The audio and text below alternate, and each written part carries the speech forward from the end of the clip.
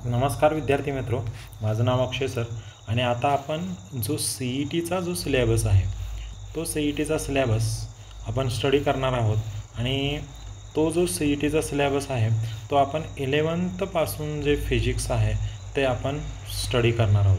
Okay, तर तुम्हाला समोर स्क्रीनवर दिसत असेल तर हे आपण 11th जे फिजिक्स आहे हे 11th फिजिक्स आपण पहिला जो टॉपिक आहे कोणता, युनिट्स आणि मेजरमेंट. युनिट्स आणि ह्या मेजरमेंटमध्ये आपण ज्या CETच्या ज्या PYQ आहेत त्या आपण स्टडी करणार आहोत आणि याच्यामध्ये आपली फर्स्ट PYQ आहे. तर ही फर्स्ट PYQ CET 2022साठी विचारलेली आहे. तर याच्यामध्ये आपल्याला विचारलेलं आहे की according to Boyle's law product of PV remains constant, म्हणजे प्रेशर आणि व्हॉल्यूमचा जो प्रोडक्ट आहे तो कॉन्स्टंट दिलेला आहे. तर डायमेन्शन कोणासारख्या आहेत, तर प्रेशर आणि व्हॉल्यूम. प्रेशर म्हणजे काय आहे तर फोर्स अपॉन एरिया आणि व्हॉल्यूम म्हणजे काय असतो तर एरिया इंटू काय असते लेंथ असते. तर एरियाला एरिया काय झाला कॅन्सल झाला आणि फोर्स इंटू लेंथ म्हणजे आपल्याला फोर्स इंटू डिस्प्लेसमेंट हे वर्क आणि वर्क म्हणजेच काय असतं एनर्जी. म्हणजे आपला पहिला जो ऑप्शन आहे तो आपला करेक्ट आलेला आहे. अशा पद्धतीने शॉर्ट ट्रिकनं आपण हे फाइंड आउट केलं. त्यानंतर आपण जो दुसरा क्वेश्चन बघणार आहे ह्याच्यामध्ये आपल्याला डेन्सिटीचं युनिट विचारलेलं आहे आणि हा क्वेश्चन CET 2021ला विचारलेला आहे. याच्यामध्ये आपण डेन्सिटी सगळ्यांना माहीत आहे की डेन्सिटी ही आपण मास अपॉन व्हॉल्यूम या फॉर्म्युल्यामध्ये लिहितो. ओके, तर याच्यामध्ये मास हे किलोग्रॅममध्ये मोजलं जातं आणि व्हॉल्यूम हा क्युबिक मीटरमध्ये मोजला जातो. म्हणजेच आपल्याला ॲन्सर आलेला आहे किलोग्रॅम पर क्युबिक मीटर. म्हणजे ह्याच्यामध्ये आपल्याला ऑप्शन नंबर कोणता करेक्ट दिसतो, सेकंड करेक्ट दिसतोय. तर याच्यामध्ये एक लक्षात ठेवायचं आहे, वाचताना आपण किलोग्रॅम मीटर पर क्यूब वाचतो पण अगोदर पॉवर वाचायची असते, किलोग्रॅम पर क्युबिक मीटर असं वाचतात. ओके, तर आपण पुढे जाऊ वेळ न घालवता. ह्याच्यामध्ये आपल्याला नेक्स्ट जो क्वेश्चन आहे तो CET 2022ला विचारलेला आहे. याच्यामध्ये एक इक्वेशन दिलेलं आहे, A = B + C upon D + E आणि याच्यामध्ये आपल्याला Bचे आणि Cचे डायमेन्शन विचारलेले आहेत. तर आपल्याला AD ही अनुक्रमे पाहिजे. आता एक लक्षात येतं आपल्याला D मध्ये E मिळवू शकतो, म्हणजे जे Dचं डायमेन्शन असणार आहे तेच कुणाचं असणार आहे, Eचं असणार आहे. आता त्याचबरोबर जे Aचं डायमेन्शन असणार आहे, समजा आपण Cची व्हॅल्यू जर 0 ठेवली, पुट C = 0, तर आपल्याला काय मिळणार आहे, Aची व्हॅल्यू हीच Bची व्हॅल्यू मिळणार आहे. म्हणजे Aचं जे डायमेन्शन असणार आहे तेच Bचं डायमेन्शन असणार आहे. पण त्यांनी Bचं जे डायमेन्शन दिलं आहे L1 दिलेलं आहे, मास 0 दिलेला आहे, टाईम -1 दिलेला आहे. म्हणजे Aचं जे डायमेन्शन आहे तेच कुणाचं असणार आहे, Bचं. मग हे आपल्याला कुठं करेक्ट दिसतंय तर Aचं जे डायमेन्शन आहे तेच Bचं येईल. म्हणजेच L लेंथ 1 आली, ती वाचताना 1 इन लेंथ वाचतात, जी मास 0 आला म्हणजे 0 इन मास वाचतात आणि -1 इन टाईम. म्हणजे फर्स्ट ऑप्शनमध्ये आपल्याला A दिलेला दिसतोय. त्याचबरोबर हे आपल्याला अनुक्रमे कुठं दिसतंय, सेकंड ऑप्शन रॉंग आलेला आहे कारण की लेंथ ही 0 दिलेली आहे. त्याचबरोबर थर्ड ऑप्शन पण आपल्याला रॉंग दिसतोय कारण की Tची पॉवर 0 आहे पण इथं Tची पॉवर -1 पाहिजे. त्याचबरोबर लास्ट जो फोर्थ ऑप्शन आहे D, याच्यामध्ये आपल्याला Aची व्हॅल्यू जी दिलेली आहे ती सेम कुणासारखी दिलेली आहे, B सारखी. म्हणजे हा एक करेक्ट आहे A आणि D मध्ये. त्याचबरोबर आपल्याला पुढं जे डायमेन्शन पाहिजे ते कोणाचं पाहिजे, Dचं पाहिजे डायमेन्शन. आणि Dचं आणि Eचं डायमेन्शन हे आपल्याला सेम आलेलं पाहिजे कारण की D मध्ये E हा आपण मिळवू शकतो. मग आता हे कसं आपण सॉल्व आउट करणार आहे, तर आपल्याला हे लक्षात आलं की Aचं जे डायमेन्शन आहे, इक्वेशन मी परत एकदा लिहितोय आणि हे सॉल्व करतोय. बघा, A = B + C upon D + E. याच्यामध्ये मी काय करतोय, पुट B = 0 ठेवतोय. मग Bची व्हॅल्यू 0 ठेवल्यानंतर A बरोबर काय मिळालं आपल्याला, C अपॉन D + E मिळालं. आता जे आपल्याला D आणि Eचं जे डायमेन्शन विचारलेलं हे आपल्याला सेम पाहिजे. आता सेम डायमेन्शन आपल्याला कुठं मिळतं तर ह्या पहिल्या ऑप्शनमध्ये आणि चौथ्या ऑप्शनमध्ये पण मिळतं. पण हे करेक्ट कसं आहे हे आपल्याला फाइंड आउट करणं गरजेचं आहे. आता मी काय करतो, याच्यामध्ये मला Aचं डायमेन्शन माहीत आहे, त्याचबरोबर आपल्याला Cचं डायमेन्शन माहीत आहे कारण की हे दिलेलं आहे, आपण मगाशी फाइंड आउट केलं. तर मी याच्यामध्ये Eची व्हॅल्यू काय ठेवतो, 0 ठेवतो. म्हणजे आपल्याला काय मिळेल, A = C अपॉन काय मिळेल, D मिळेल. मग डी बरोबर काय झालं, सी अपॉन ए झालं. पण सीचं डायमेन्शन आपल्याला माहीत आहे, हे काय आहे 1 in length 0 in mass 0 in time, हे मी लिहित नाही. तर त्याचबरोबर आपल्याला एचं जे डायमेन्शन आहे ते काय आहे 1 इन लेंथ आणि टीची पॉवर काय आहे -1. तर 1 ला 1 कॅन्सल झालं, हे -1 वर गेल्यानंतर डीची व्हॅल्यू आपल्याला मिळाली T⁻1 म्हणजे 1 इन टाईम. म्हणजे आपल्याला 1 इन टाईम हे ऑप्शन नंबर ए मध्ये मिळतंय. म्हणजेच आपला हा फर्स्ट ऑप्शन करेक्ट आला. त्यानंतर आपण पुढे जाऊया क्वेश्चन नंबर 4 मध्ये. आपल्याला क्वेश्चन नंबर 4 मध्ये काय विचारलेलं आहे, तर out of this following units wrong of the magnetic dipole movement, हे आपल्याला फाइंड. तर या क्वेश्चनमध्ये आपल्याला मॅग्नेटिक डायपोल मुवमेंट याचं इनकरेक्ट आपल्याला काय पाहिजे, युनिट पाहिजे. तर याचं इनकरेक्ट युनिट आपल्याला जूल डॅश टेस्ला हे इनकरेक्ट आहे. न्यूटन पर क्युबिक मीटर पर वेबर हे बरोबर आहे. AM² हे बरोबर आहे. न्यूटन मीटर पर टेस्ला हे पण बरोबर आहे. याच्यासाठी आपल्याला फॉर्म्युला येणं गरजेचं आहे आणि त्याच्यामध्ये इंटर कन्व्हर्जन येणं गरजेचं आहे. ते आपण नेक्स्ट व्हिडिओमध्ये कशा पद्धतीनं फाइंड आउट करतात हे आपण बघू. त्यानंतर पुढचा क्वेश्चन आहे. या क्वेश्चनमध्ये आपल्याला डायमेन्शन्स पाहिजेत, कॅपिटल D अपॉन सीचं डायमेन्शन पाहिजे. तर इथं जे इक्वेशन दिलं आहे ते मी लिहितोय, P = C - T² अपॉन काय दिलेलं आहे D × S. तर याच्यामध्ये S आणि T रिप्रेझेंट काय करतात, टाईम रिप्रेझेंट करतात. आता जर आपण C मधून T² वजा करू शकतो, म्हणजे तर आपल्याला जे Tचं डायमेन्शन आहे तेच कोणाचं डायमेन्शन असणार आहे, Cचं डायमेन्शन असणार आहे. म्हणजेच C बरोबर T² म्हणू शकतो आणि हे T² म्हणजे Cचं डायमेन्शन काय आलं 2 इन टाईम आलेला आहे. आता Dचं डायमेन्शन आपण कसं फाइंड आउट करू, तर ज्या वरच्या ह्या इक्वेशनमध्ये आपण कशाची व्हॅल्यू 0 पुट करू, तर Cची व्हॅल्यू 0 पुट करू. Cची व्हॅल्यू 0 पुट केल्यानंतर आपल्याला काय दिसतं, तर P बरोबर -T² अपॉन काय दिसतं DS. तर आपल्याला फाइंड आउट करायचं D. मग D फाइंड आउट करत असताना आपल्याला हा डिवाइड इकडं आला आणि मल्टिप्लाय झाला.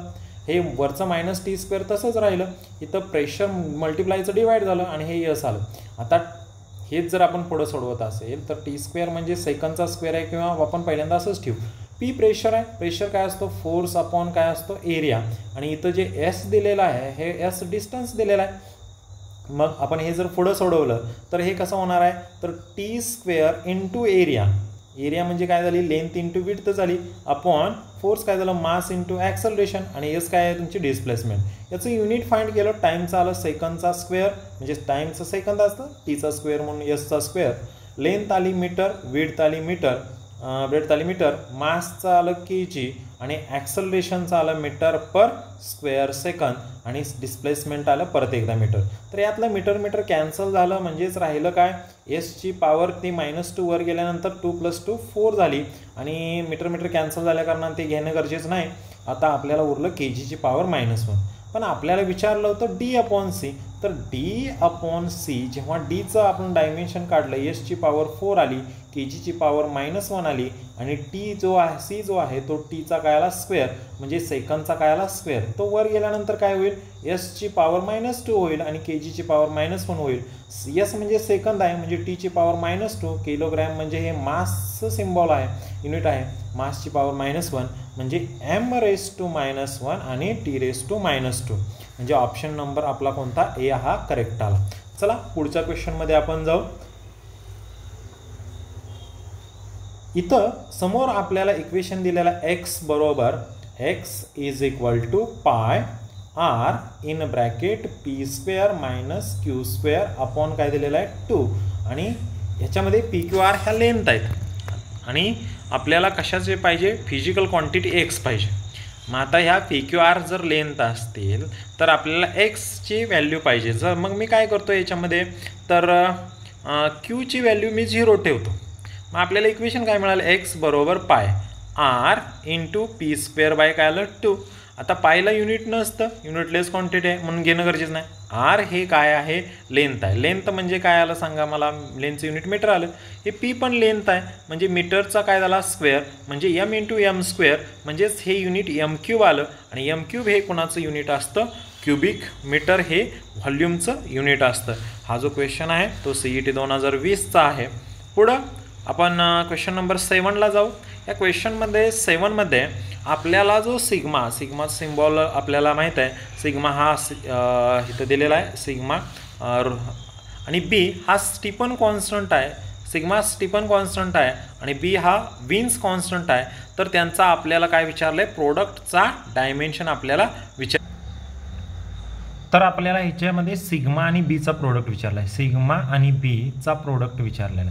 मग सिग्मा बरोबर काय असतो, u/AT⁴ आणि बी बरोबर काय असतं, λ/k. मग आपण यामध्ये व्हॅल्यू पुटअप करू, काय होतं आहे बघू. सिग्मा इंटू बी, सिग्मा काय झाला u/AT⁴ आणि बी बरोबर काय आलं आपलं λ/k. ओके. तर यू म्हणजे आपल्याला एनर्जी पर युनिट टाईम आहे.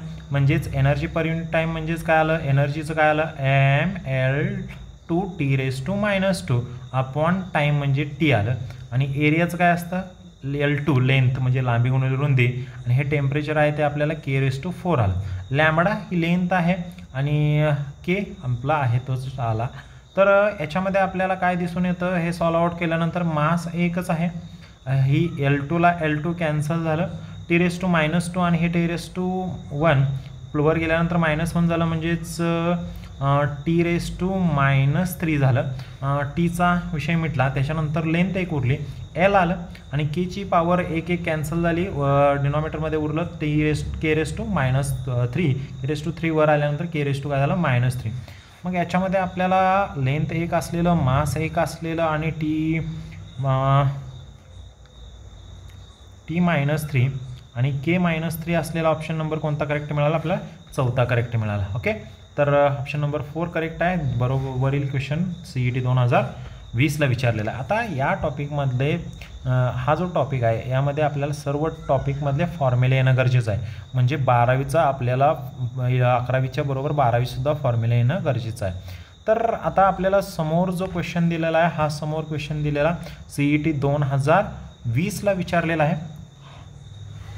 F बरोबर A sin CT plus B cos dx हे दिलेलं आहे आणि x आणि t हे डिस्प्लेसमेंट आणि टाईम रिस्पेक्टिव्हली म्हटलेलं आहे. तर आपल्याला डायमेन्शन पाहिजे कशाचं, C आणि Dचं, C/Dचं पाहिजे. म्हणजे C/D आपल्याला फाइंड आउट करणं गरजेचं आहे. तर आपल्याला माहीत आहे साईनला युनिट नसतं.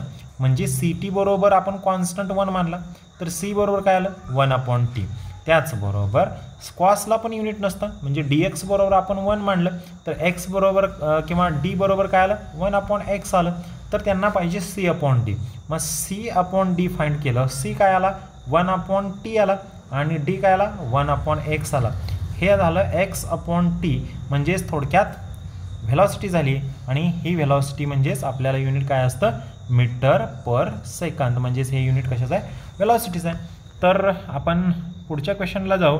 या क्वेश्चनमध्ये 2020चा क्वेश्चन आहे. याच्यामध्ये कॅपिटल G/स्मॉल g विचारलेला आहे. आता स्मॉल g हा काय असतो, ॲक्सेलरेशन ड्यू टू ग्रॅव्हिटी आणि कॅपिटल G हा ग्रॅव्हिटेशनल कॉन्स्टंट आहे. ओके. तर याच्यामध्ये आपल्याला G पहिल्यांदा G कसा फाइंड करायचा, तर इयत्ता 9वीला किंवा 11वीला आपल्याला F बरोबर फॉर्म्युला G m1m2 अपॉन काय झालेलं आहे r². म्हणजे G बरोबर काय आलं F r² अपॉन काय आलं m1m2 आणि स्मॉल g आपल्याला माहिती आहे ॲक्सेलरेशन ड्यू टू ग्रॅव्हिटी. तर ही पुटअप करू. कॅपिटल G/स्मॉल g. कॅपिटल G काय आलेलं आहे आपल्याला, याच्यामध्ये कॅपिटल G आपल्याला जर बघितलं तर F⁴ अपॉन काय आलेलं आहे m1m2 आलेलं आहे आणि अपॉन G हे ॲक्सेलरेशन ड्यू टू ग्रॅव्हिटी. तर फोर्स आपल्याला फोडायचा माहीत आहे, मास इंटू ॲक्सेलरेशन असतं इंटू r² अपॉन काय आलं तर हे G मी डिनॉमिनेटरमध्येच लिहिलं m1m2. मग आपल्याला एक लक्षात येतं मास इथं कॅन्सल होतं आहे, ॲक्सेलरेशनला G कॅन्सल झालं, उरलं काय r² अपॉन एक मास उरलं. आरचं युनिट काय असतं मीटरचा स्क्वेअर. हे जो दुसरा आहे m2 हे kg आहे. म्हणजे mचा square upon kg. Option number B आपल्याला करेक्ट आलं. क्वेश्चन नंबर 9 संपला. पुढं सेम क्वेश्चन आहे. आपल्याला एक फोर्स दिला आहे F बरोबर काय दिलेला आहे P cos AX plus Q sin BT हे दिलेलं आहे. तर आपल्याला B/A पाहिजे आहे. मागाच्यासारखाच क्वेश्चन आहे हा. क्वेश्चन 2020ला विचारलेला आहे. मग याच्यामध्ये कॉसला युनिट नसतं म्हणजे AX बरोबर आपण 1 मानू, त्याचबरोबर BT बरोबर 1 मानलं. युनिटलेस क्वांटिटी आहे म्हणजेच आपल्याला इथं A बरोबर काय मिळालं 1/x आणि इथं B बरोबर काय मिळालं 1/t. तर आपल्याला B/A पाहिजे. B/A फाइंड आउट करत असताना B ची व्हॅल्यू 1/t आहे, X ची व्हॅल्यू 1/x आहे म्हणजे X/t हे व्हेलॉसिटीचं आलं म्हणजे ऑप्शन नंबर B करेक्ट असेल. हे कसं करायचं, डिस्प्ले एक्सचं युनिट मीटर आहे, टाइमचं सेकंद आहे, मीटर पर सेकंद हे व्हेलॉसिटीचं युनिट येतं. त्याचबरोबर आता आपल्याला L म्हणजे इंडक्टन्स आहे आणि R म्हणजे काय आहे, R म्हणजे रेझिस्टन्स आहे, RESISTANC. तर आपल्याला यांचा तर L/R चा रेशो आपल्याला विचारला आहे आणि आपल्याला माहिती आहे L/R चा रेशो हा टाइमचा असतो आणि टाइमचं युनिट काय असतं सेकंद असतं. म्हणजे ऑप्शन नंबर आपल्याला काय येणार आहे 4 करेक्ट येणार आहे. 0 in length, 0 in mass, 1 in time. तर हा दिलेला क्वेश्चन 2020 साली विचारलेला होता. हे तुम्हाला फॉर्म्युला आपल्याला पुढे मिळून जाईल की L/R चा जो किंवा L हा इंडक्टन्सचं युनिट काढून आणि Rचं रेझिस्टन्सचं युनिट काढून यांचा जर रेशो घेतला तर आपल्याला हे सेकंद मिळून जाईल. तर पुढचा क्वेश्चन घेतोय आपण. इथं आपल्याला हा जो क्वेश्चन आहे CET 2020चा विचारलेला आहे, जे आपल्याला म्यू बरोबर फॉर्म्युला दिला आहे A+B/λ². याच्यामध्ये आपल्याला बीचं डायमेन्शन कुणासारखं आहे हे विचारलेलं आहे. तर म्यू काय आहे, रिफ्रॅक्टिव्ह इंडेक्स आहे. मग याच्यामध्ये सिम्पल जर बी काढायचं असेल तर ए काय ठेवायचा 0 ठेवायचा. म्यू बरोबर काय आलं B/λ² आला.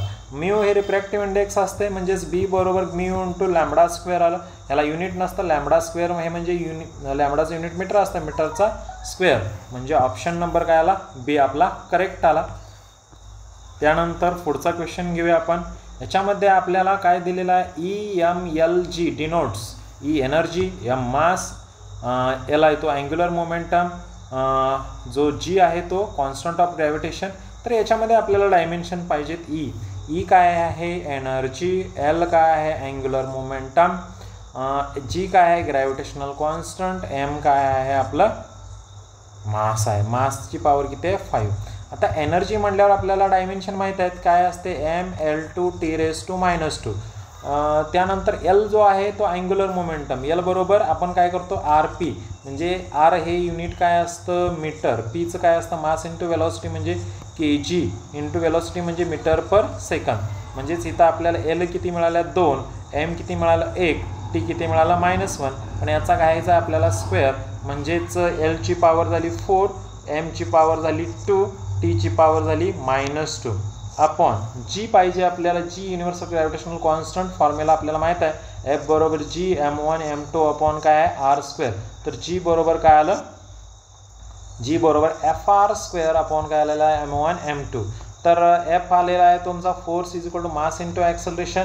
म्हणजेच एक मास कॅन्सल झाला, ॲक्सलरेशन ए उरलं, R² अपॉन हे m उरलं. म्हणजे मासचं काय आलं kg, ॲक्सलरेशनचं आलं ॲक्सलेशनचं आलं मीटर ए काय आहे ॲक्सलेशन म्हणजेच मीटर पर स्क्वेअर सेकंद. हे आरचं आलं मीटरचा स्क्वेअर, हे एम आलं मास आलं kg. Okay.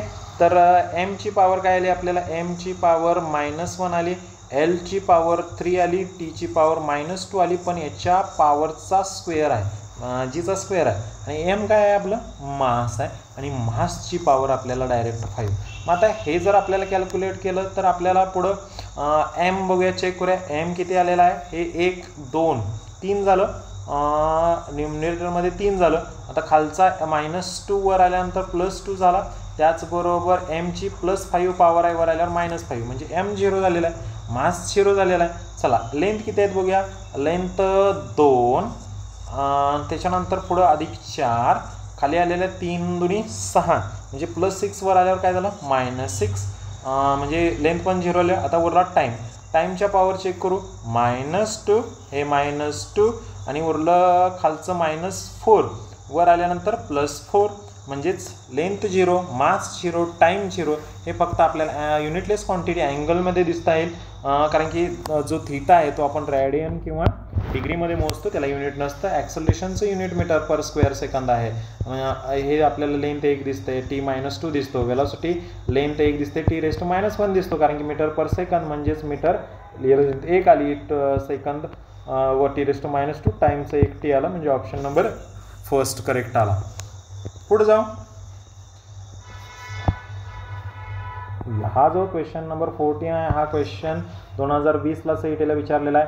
Dimension of Planck's constant is same that product. म्हणजे प्लँक्स कॉन्स्टंट काय माहिती आहे आपल्याला, फॉर्म्युला E=hν. तर h बरोबर E/ν झालं. ओके.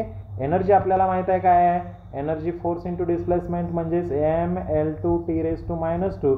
फ्रिक्वेन्सी जी आहे T⁻⁻1 वर गेली +1 म्हणजे झालं mL2T⁻ काय आलं -1. ओके. तर टाईम आणि डिस्प्लेसमेंटचा प्रोडक्ट करून बघू. टाईमचं काय आलं t, डिस्प्लेसमेंटचं काय आलं l, म्हणजे हा ऑप्शन चुकीचा आला.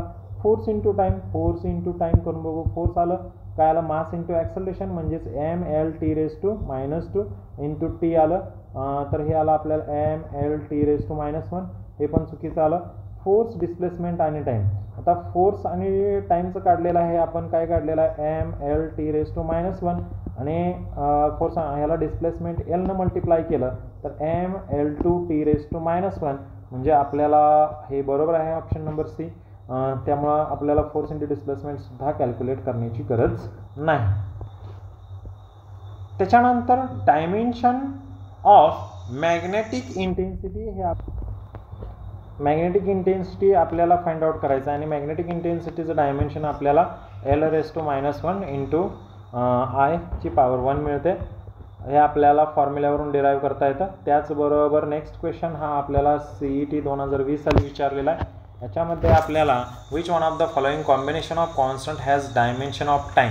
म्हणजे टाईमचं डायमेन्शन विचारलेलं आहे. आपल्याला काय माहीत पाहिजे, जीचं डायमेन्शन कसं काढायचं, तर F बरोबर काय असतं, G m1 m2 हा मल्टिप्लायचा डिवाइड झाला अपॉन r² हे डिराईव्ह झालं. बघा F बरोबर G m1 m2 upon r² आणि ह्याचं आपण फोर्स बरोबर मास इंटू ॲक्सलरेशन r² अपॉन हे m1 m2. मासला मास कॅन्सल झाला, ॲक्सलरेशनचं आलं mL.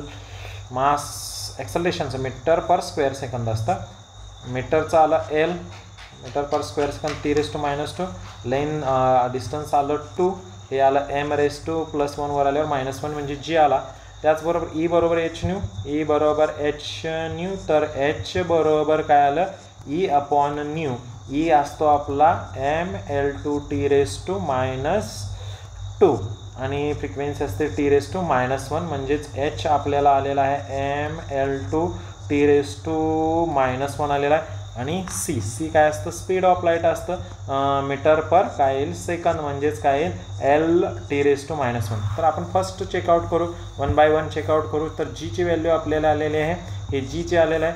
L किती आलेलं आहे आपलं 3, M किती आलेला आहे -1, T किती आलेला आहे -2 इंटू H किती आलेला आहे आपलं mL2T⁻² आणि तो वर आल्यानंतर -1 वर आल्यानंतर +1 म्हणजे -2 + 1 -1 हे आलं. C⁵ म्हणजे L⁵ आणि T⁻⁻5 झालं आणि याची पॉवर 1/2 आहे. तर चेक करू आपण. L किती झाला, हे 3 आणि हे L 3 आणि 2 5, 5ला 5 काय झालं कॅन्सल झालं. m+1 -1 कॅन्सल झाला. T⁻⁻5 वर गेल्यावर +5 झाला. -2 + 5 3 झालं. 3 - 1 2 झाला. 2 ची पॉवर 1/2 म्हणजे हा फर्स्ट ऑप्शन आपल्याला करेक्ट आहे. पुढं आपण CET 2020चा क्वेश्चन बघू. याच्यामध्ये आपल्याला ABC ह्या व्हॅल्यू दिल्यात आणि आपल्याला चेक करा म्हणले. वेलॉसिटीसाठी काय असतं, डिस्टन्स अपॉन टाईम किंवा डिस्प्लेसमेंट अपॉन टाईम. याचं युनिट आलं मीटर पर सेकंद, लेंथ आली 1, मास आलं 0, टाईम आलं -1. हे कसं, मीटर हे युनिटचं लेंथचं युनिट आहे, मासचं किलोग्रॅम नाही म्हणल्यावर 0 आलं, टाईमची पॉवर -1 आली. मग इथं L ची पॉवर A आहे, M ची पॉवर B आहे, T ची पॉवर C आहे. A हा 1 आहे, चुकीचं आहे म्हणजे फर्स्ट ऑप्शन. फोर्स बरोबर काय असतं, मास इंटू ॲक्सलरेशन, मासचं kg, ॲक्सलरेशनचं मीटर पर स्क्वेअर सेकंद. याच्यामध्ये आपल्याला मास 1 दिसतं, लेंथ 1 दिसते, t⁻². एच व्हॅल्यू 1 चुकीचं दिलेलं आहे. चला प्रेशर काय असतो, फोर्स अपॉन एरिया. फोर्स काय असतो, मास इंटू ॲक्सलरेशन, एरिया असतो लांबी इंटू रुंदी.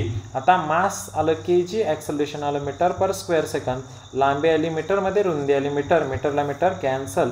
लेंथ आली आपली -1, मास आलं 1, टी आलं -2, a -1, b 1, c -2, म्हणजे ऑप्शन नंबर सी चेक करायचा. आता ॲक्सलरेशन चेक करायची गरज नाही, म्हणजे ऑप्शन नंबर कोणता 3 करेक्ट असणार आहे. त्याच्यानंतर आपण पुढे जाऊया. इथं आपल्याला CET 2019ला विचारलेला हा क्वेश्चन आहे आणि याच्यामध्ये रेडियस ऑफ द अर्थ आणि radius of the orbit around the sun हे दिलेलं आहे. The order of magnitude of diameter of the larger orbit is greater than that by. याच्यामध्ये आपल्याला रेडियस ऑफ द अर्थ म्हणजे किती दिलेलं आहे, रेडियस ऑफ अर्थ RE न रिप्रेझेंट करू 6371 हे किलोमीटर दिलेले आहे. आणि दुसरं काय म्हटलेलं आहे आपल्याला, radius of orbit around the sun, radius of orbit R1 represent करू 149 इंटू 10⁻² काय दिलेलं आहे, 6 किलोमीटरमध्ये दिलेलं आहे. ओके, तर रेडियस ऑफ अर्थ आपल्याला इथं आपण RE ची व्हॅल्यू कशी लिहू शकतो, 6371 इंटू 10⁻³ मीटरमध्ये, म्हणजे याला आपण 0.6 4 घरा अलीकडे आलो, म्हणजेच हे किती झालं 0.6371 इंटू 10⁻7 मीटर झालं. रेडियस ऑफ ऑर्बिट जेव्हा आपण करणार आहे हे आपण 1.49 म्हणजे 2 घरी इकडं आलो, ते झालं 10⁸ आणि हे 3, हे किती झालं 11 मीटर.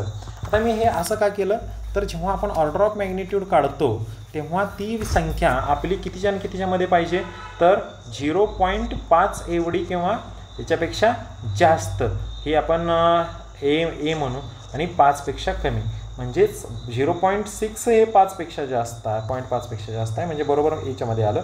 आणि ए 1.4, 0.5 आणि 5च्या मध्ये. मग आता जर पहिल्याची ऑर्डर ऑफ मॅग्निट्यूड 7 आणि दुसऱ्याची 11, म्हणजे 11 वजा जर 7 केलं तर हे 4 आलं, म्हणजे 10⁻4, म्हणजे ऑप्शन नंबर सी हा काय असणार आहे, करेक्ट असणार आहे. आता पुढे जाऊ. Dimension of torque is same that torque is equal to tau bar is equal to F bar cross R bar.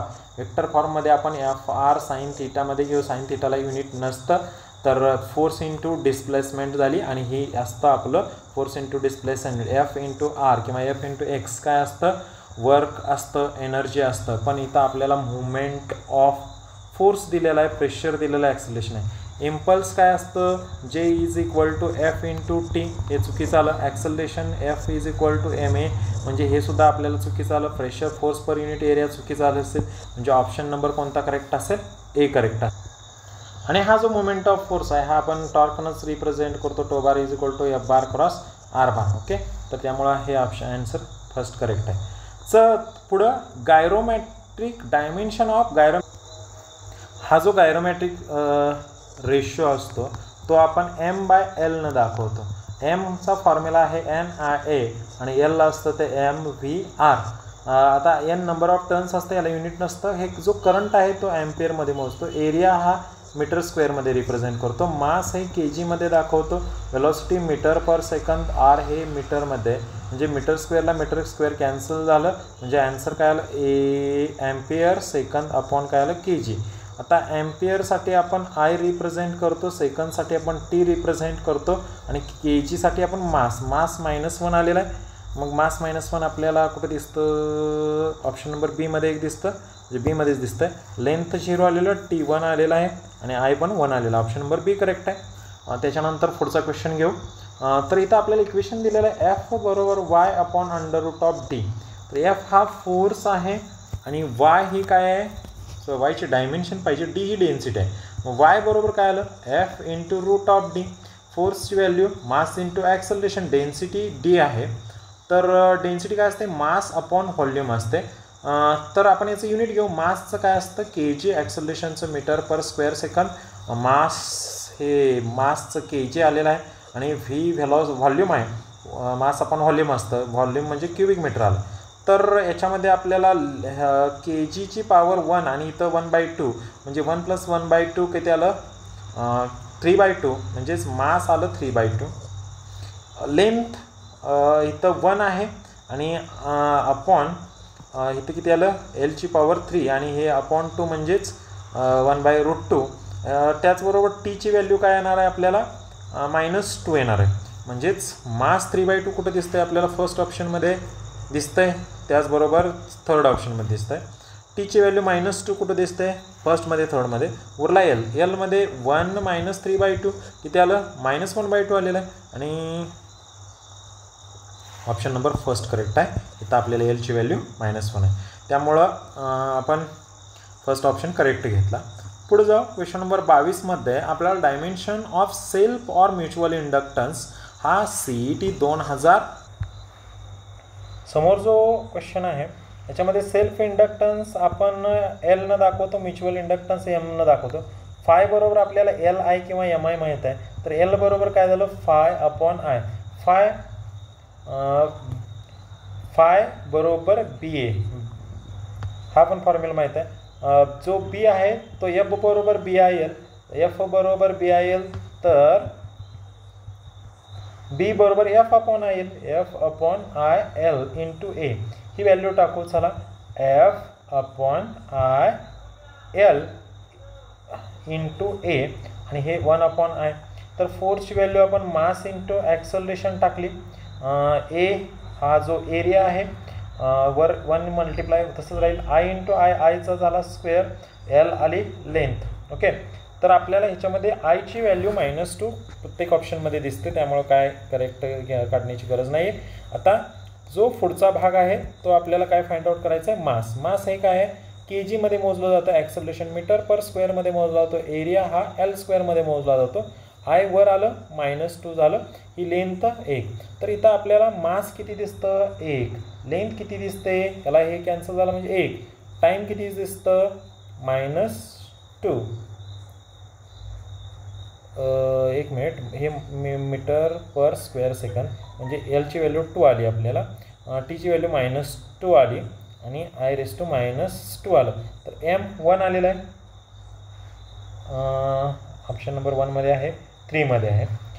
L2 आलेला आहे, हां ऑप्शन नंबर 3 हा करेक्ट असेल. त्याच्यानंतर क्वेश्चन नंबर 23ला जाऊ.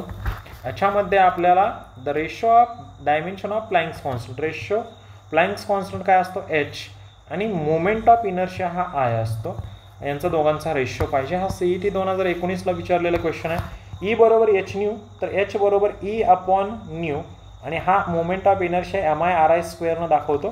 E ही एनर्जी आहे, एनर्जीचं डायमेन्शन mL2T⁻². न्यू ही frequency आहे आणि फ्रिक्वेन्सी 1/T दाखवतात, म्हणजे टीची व्हॅल्यू -1 आली. अपॉन मास हे kg मध्ये म्हणजे M आलं, R हे डिस्टन्स L⁻² आलं. याच्यामध्ये M ला M कॅन्सल झालं, L2 ला 2 कॅन्सल झालं, T⁻1 + 1 हे आपल्याला T⁻1 मिळालं आणि T⁻1 हे युनिट कशाचं असतं फ्रिक्वेन्सीचं. ऑप्शन नंबर C करेक्ट आला. ह्याच्यामध्ये आपल्याला क्वेश्चन CET 2019चा विचारलेला XVA डिनोट्स, X डिस्प्लेसमेंट आहे, V velocity, A acceleration, general symbol आहेत. याच्यामध्ये executing SHM of periodic in which of the following does not change with time.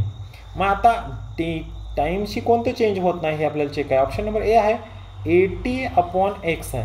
Acceleration कशामध्ये मोजतो मीटर/स्क्वेअर second, time आपण सेकंदमध्ये, हे डिस्प्लेसमेंट आपण X मीटरमध्ये. हे मीटर कॅन्सल झालं, Sची पॉवर आपल्याला -1 आली. त्याचबरोबर पुढचा जो ऑप्शन आहे तो AT म्हणजे ॲक्सलरेशन मीटर/स्क्वेअर सेकंद, हे टाईम तुमचा सेकंद प्लस 2πV म्हणजे 2πV म्हणजेच 2π युनिट नसतं, V म्हणजे मीटर/सेकंद आलं. मग आपल्याला हे पण मीटर/सेकंद म्हणजे मीटर/सेकंद म्हणजे व्हेलॉसिटी आली मीटर/सेकंद. त्याच्यानंतर AT/V, A काय आलं मीटर/स्क्वेअर सेकंद, T काय आलं सेकंद आणि V काय आलं मीटर/सेकंद. जर हे चेक केला तर आपण मीटरला मीटर काय झालं कॅन्सल पर सेकंद वर गेलं म्हणजे s⁻² आणि s⁻², म्हणजेच डायमेन्शन लेस आलं, GS 0 आला, म्हणजे ऑप्शन हा सी करेक्ट असणार आहे.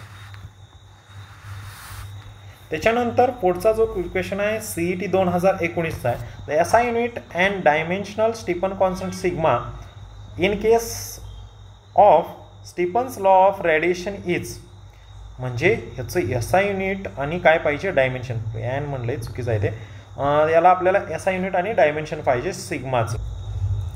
आता आपल्याला स्टीफन्स लॉ आपल्याला माहीत आहे E बरोबर सिग्मा T⁴. E म्हणजे एनर्जी इमिटेड बघा, energy emitted per unit time पर युनिट एरिया असं आहे, बरोबर सिग्मा T⁴. मग आता आपल्याला सिग्मा बरोबर काय मिळालं, एनर्जीसाठी मी E लिहितोय, आता पूर्णपणे डिटेलमध्ये लिहितोय. E अपॉन टाईमचं राहिलं T, एरियाचं झालं A आणि T⁴. एनर्जीचं dimension mL2 T⁻², T time वर आलं, +1चं काय झालं -1, एरिया L2 आला आणि T म्हणजे केल्विन आहे, केल्विन म्हणजे केल्विनची पॉवर काय आली -4. मग आपल्याला L2 ला L2 कॅन्सल झाला, L0 आला, T-3 आलं, K -4 आलं. आपल्याला डायमेन्शन पाहिजे. डायमेन्शन कशा पद्धतीने येईल तर एनर्जीचं जूल अपॉन सेकंद, एरिया आणि केल्विन⁴, म्हणजे joule per second, area square metre आला, जूल पर सेकंद कुठं आहे, जूल, के ची पॉवर 4 कुठं आहे, याच्यामध्ये के ची पॉवर 4 ही फक्त ऑप्शन सी आणि डी मध्ये, joule per second square metre, हां म्हणजे ऑप्शन नंबर 4 येईल. जूल पर स्क्वेअर मीटर, एरियाचं स्क्वेअर मीटर, सेकंदचं 1 बरोबर आहे, के ची पॉवर 4. आणि डायमेन्शन चेक करू, एम आला 1, टी आला -3 बरोबर आहे, के आला -4, ऑप्शन नंबर 4 करेक्ट आला. त्याच्यानंतर आपल्याला डायमेन्शन ऑफ इलेक्ट्रिक फील्ड आणि electric dipole movement of power of mass आपल्याला दोघांमध्ये पाहिजेत, इलेक्ट्रिक फील्डसाठी आणि इलेक्ट्रिक डायपोल मुवमेंटसाठी. तर इलेक्ट्रिक फील्ड आपण इन रिप्रेझेंट करतो, फॉर्म्युला आहे F/Q, फोर्सचं असतं मास इंटू ॲक्सलेशन, Q बरोबर IT. तर M मासचं आलं kg, ॲक्सलेशनचं मीटर पर स्क्वेअर सेकंद, करंटचं आलं I, टाईमचं आलं I असू द्या, टाईमचं Tचं सेकंद आलं, ह्याच्यामध्ये लेंथ आली 1, मास आलं 1, टाईम आलं -3, करंट आला -1. मग आपल्याला ह्याच्यामध्ये मासची पॉवर पाहिजे, मासची पॉवर 1 म्हणजे ऑप्शन ए आणि बी मध्येच आहे. त्याच्यानंतर आपल्याला पाहिजे dipole movement, dipole movement M बरोबर NI किंवा I इंटू ए असतं, ए एरिया असतो ना, मग I करंटचं आलं ॲम्पियर, एरियाचं आलं मीटरचा स्क्वेअर. पण इथं आपल्याला L0 M0 L2 आलं, लेंथ तर मीटरमध्ये मोजली जाते, 2 आली, मास 0 आलं, टाईम 0 आला आणि ॲम्पियरचं करंटचा ए आला. मग आपल्याला मासची पॉवर विचारलेली आहे, त्यामुळे मासची power 0, option number B correct आला. त्याच्यानंतर क्वेश्चन नंबर 27, याच्यामध्ये आपल्याला in damped SHM SI unit of damping constant पाहिजे. हा पॉईंट आपल्याला SHM मध्ये मिळेल. डॅम्पिंग कॉन्स्टंट डॅम्प्ड मोशनमध्ये हा डॅम्प्ड फोर्स हा -BV असतो. तर बीचं आपल्याला काय पाहिजे, डायमेन्शन पाहिजे. बी बरोबर काय आला FD/V, आपण मॅग्निट्यूड घेतोय, फोर्स आला मास इंटू ॲक्सलेशन, वेलॉसिटी व्ही लिहितोय. चला मास आहे तसंच वेलॉसिटी किंवा आपण डायरेक्ट युनिट टाकू, मासचं युनिट टाकलं kg, ॲक्सलेशनचं मीटर पर स्क्वेअर सेकंद, वेलॉसिटीचं मीटर पर सेकंद, 1 मीटरला 1 मीटर कॅन्सल, हे मीटर पर सेकंद मी कसं लिहू शकतो, -1 वर गेलं +1, म्हणजेच kg s⁻⁻1 झालं, -2 +1 -1 झालं, म्हणजे kg पर सेकंद, ऑप्शन नंबर बी करेक्ट आहे.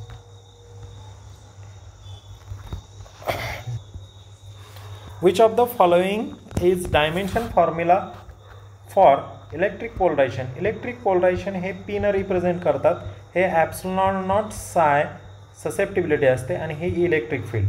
आता आपल्याला ε0चं डायमेन्शन काढण्यासाठी आपल्याला F बरोबर 1/4π epsilon naught Q1 Q2 upon R square हा फॉर्म्युला वापरला पाहिजे आणि ई बरोबर काय असतं एफ अपॉन क्यू असतं.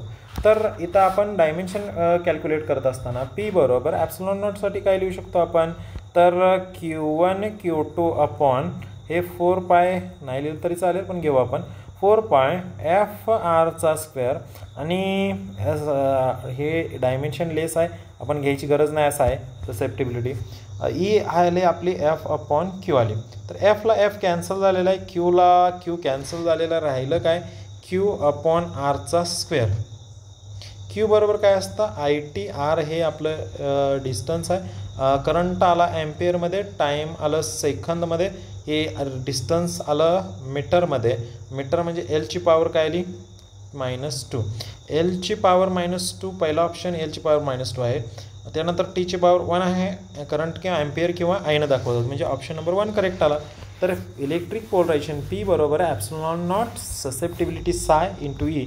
ससेप्टिबिलिटी ही डायमेन्शन लेस आहे, त्यानंतर ई इलेक्ट्रिक फील्ड आहे, electric field F upon Q असते.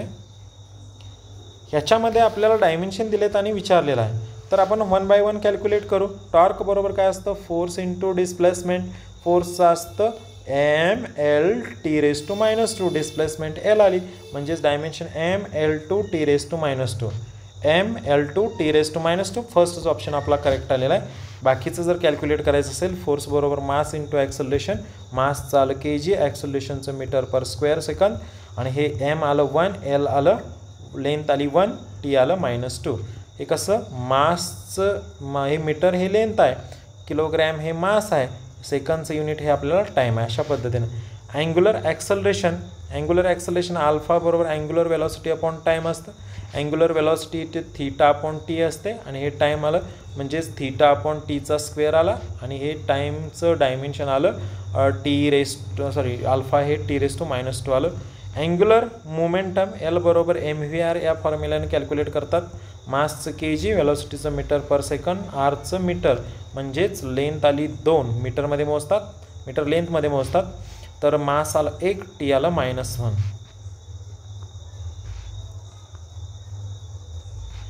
हा dimension of Planck's constant is the product of E बरोबर एच न्यू सर्वांना माहीत आहे, एच बरोबर ई इन अपॉन न्यू माहीत आहे. मग आता जर आपल्याला इथं दिलेलं असेल ई बरोबर एनर्जी काय असते वर्कच्या बरोबर असते, म्हणजे वर्क काय असतं force into displacement upon new. मी जरा फोड केली तर इथं फोर्स इंटू टाईम म्हणलेलं आहे, फोर्स इंटू टाईम बघूया चेक करून. फोर्स आलं एफ, टाईम आलं टी, फोर्स इंटू टाईम म्हणजेच फोर्स आलं mass into acceleration into time. मग mass kg, acceleration metre per square second, हे टाईम सेकंदला 1 सेकंद कॅन्सल झाला म्हणजेच हे आपलं आलं m1 आला, L1 आला, T-1 आला. पण इथं एचचं जे डायमेन्शन आहे हे कशा पद्धतीने कॅल्क्युलेट करू, तर ई बरोबर काय असतं mL(T⁻²), हे न्यू आलं T⁻1, वर गेल्यावर +1 म्हणजेच T⁻² काय आलं -1. मग हे चुकीचं आहे. फर्स्ट फोर्स डिस्प्लेसमेंट आणि टाईम, फोर्स डिस्प्लेसमेंट आणि टाईम, फोर्स आणि टाईम चालतं आपलं mL1T⁻1, फोर्स आणि टाईम चालतं, मग एक्सनं मल्टिप्लाय करा म्हणजे एलनं mL2T⁻², बरोबर आहे. हे ऑप्शन नंबर बी करेक्ट आहे. हा CET 2010चा क्वेश्चन आहे. मग आपले पूर्णपणे ह्या टॉपिकमधले PYQ मी इथं कंप्लीट केलेले आहेत.